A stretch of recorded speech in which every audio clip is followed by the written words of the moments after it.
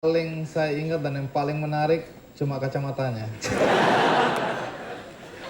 Ginan, tadi kan Ginan cerita bagaimana narkoba itu menghancurkan kehidupan Ginan ya. Kemudian seakan-akan tidak ada masa depan, tidak mampu mengendalikan diri sendiri, tidak mampu berkuasa atas diri sendiri.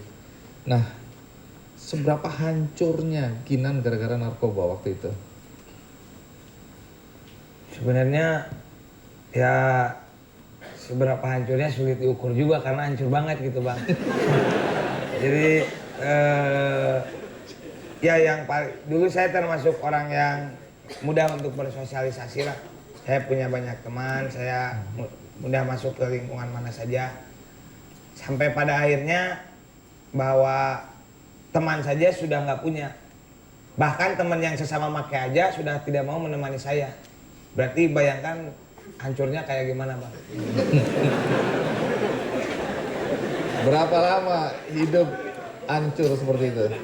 Ya kalau awal-awal sih kan dari SMP ya mulai memakai itu udah sampai tahun 2000 ya SMP itu sekitar 93-94 lah mulai make-make dan berhenti tahun 2000 jadi kurang lebih 7 tahun. Siapa yang mendukung Ginan waktu Ginan berhenti?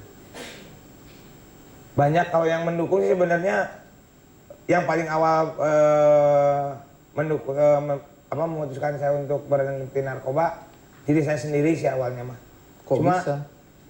ya memang istilahnya kalau orang Sunda bilang sudah negar cadas bang. Terjemahannya apa terjemahannya? Terjemahan Bebas bahasa ya? Inggrisnya hitting the bottom.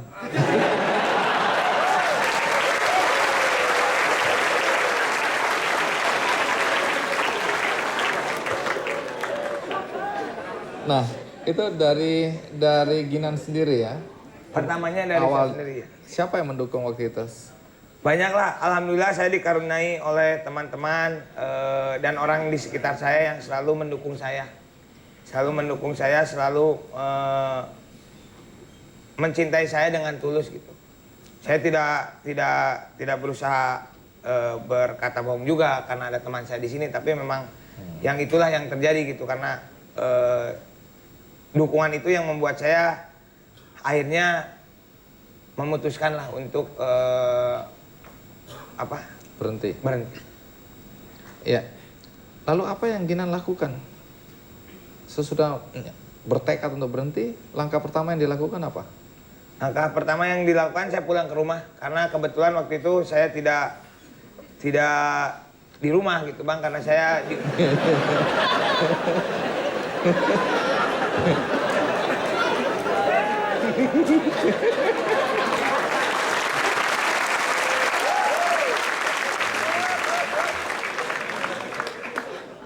jadi memang waktu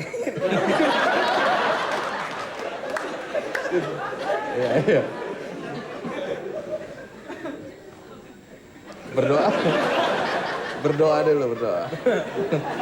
Minta kekuatan. Oke, jadi pertanyaannya kembali ya. Apa langkah yang pertama dilakukan waktu itu? ya memang saya Pulang pulang ke ke rumah karena waktu itu kebetulan orang tua saya istilahnya tidak mau keadaan saya diusir dari rumah lah. Diusir dari rumah? Diusir dari rumah. Oke. Terus Jadi, berapa lama waktu itu keluar dari rumah? Ya kalau ditambah-tambah mah jadi 2 tahun bang. Jadi kadang-kadang On off. on off. Iya. Bahasa Sundanya apa itu on off? Waduh susah. Oke. Ya. Nyala terang. Oke. Jadi pulang ke rumah. Terus? Pulang ke rumah bilang sama orang tua saya karena saya diusir juga gara-gara memang kelakuan saya yang waktu itu karena saya anak SMA lah gitu atau anak SMA waktu itu belum punya pendapatan, belum punya apa-apa sedangkan kecanduan membutuhkan toleransi. Ada toleransi maksudnya toleransi itu nanti Ibu dokter menjelaskan toleransi itu jadi yang nyuruh ibu dokter tuh aku bukan kamu.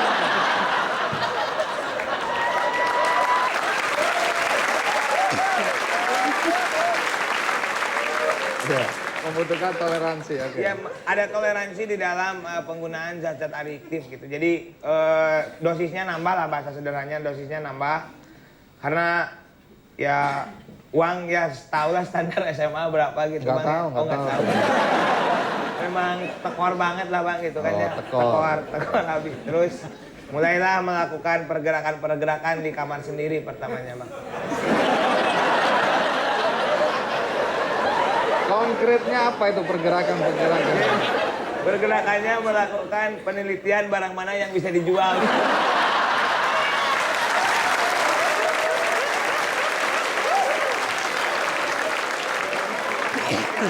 Oke, jadi kita boleh ketawa tapi ini contoh yang jelek ini ya. Oke, untuk sementara kita ketawa, tapi sebenarnya hati menangis ini. Oke, jadi mulai jual barang-barang di kamar. Ya. Terus langkah berikutnya? Barang-barang di kamar habis. Kebetulan ada kasur sama lemari cuma nggak bisa dijual. Jadi ya udahlah mulai keluar kamar lihat barang-barang orang tua gitu, barang adik-adik mana yang bisa dijual. Akhirnya saya berusaha untuk mencari barang yang bisa dijual, akhirnya ketahuan sama orang tua karena sudah berulang juga. Pertamanya sih ya hanya dinasihati lah gitu. Cuma memang berulang dan akhirnya mungkin kembali harus pakai bahasa Sunda nggak apa-apa Bang ya? Enggak, silakan. Ya, ada bahasanya kalau orang Sunda bilang nistamaja utama Bang. Jadi pertama, kedua, ketiga gitu. Jadi karena udah saking seringnya, kayaknya orang tua mulai memberikan agak keras gitu menindak saya sehingga membiarkan saya untuk keluar rumah. Gitu. Itu bukan membiarkan, mengusir. Kan bukan keinginan mau keluar rumah kan? Enggak. Iya, itu diusir itu namanya. Kalau atas inisiatifmu sendiri mau keluar, orang tua membiarkan. Tapi ini kan kamu tetap mau di rumah tapi nggak boleh diusir. Ya? Oke. Nah, singkatnya ya, kita nggak akan berpanjang soal bagaimana nakalnya Ginan waktu itu, tapi saya ingin tahu ketika Ginan mulai bangkit dan kemudian mendirikan Rumah Cemara. Rumah Cemara ini apa sih? Ya, jadi Rumah Cemara ini adalah organisasi berbasis komunitas bagi orang dengan HIV/AIDS dan pengguna nafza. Ya, di mana di dalamnya mereka bisa berbagi pengalaman, kekuatan, harapan serta informasi di antara sesama mereka agar mana mereka bisa meningkatkan kualitas hidupnya. Ini kok kayak hafalan ya?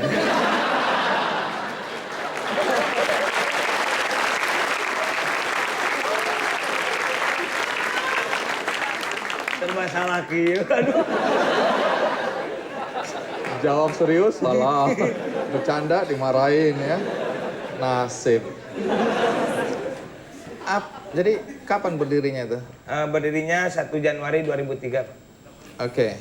Apa yang mendorong Ginan dan teman-teman waktu itu untuk mendirikan Rumah Cemara ini? Ya, jadi awal inisiasi idenya adalah waktu itu tidak ada tempat aman, nyaman, dan positif bagi pengguna nafza dan orang dengan HIV/AIDS ya untuk berbagi pengalaman tadi.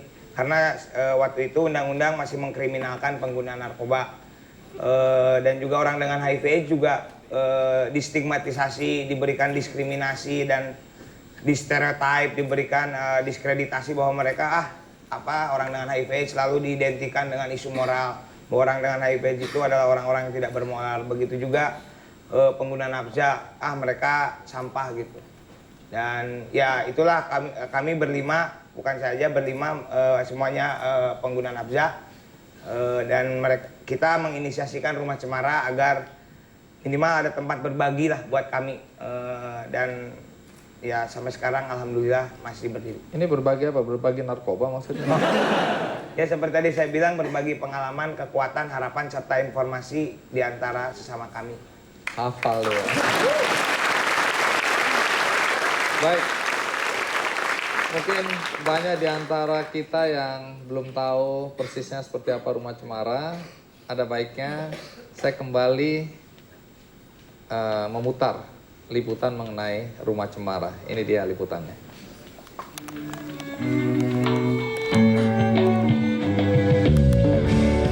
Rumah Cemara, namanya mengingatkan pada sebuah serial televisi masa dulu. Satu kesamaannya, yakni sama-sama membangun nilai positif bagi orang-orang yang bernaung di rumah itu. Rumah Cemara ini didirikan oleh 5 orang mantan pecandu yang bertujuan untuk meningkatkan kualitas hidup orang dengan HIV/AIDS dan pecandu narkotika, psikotropika, zat aditif atau nafza di Indonesia.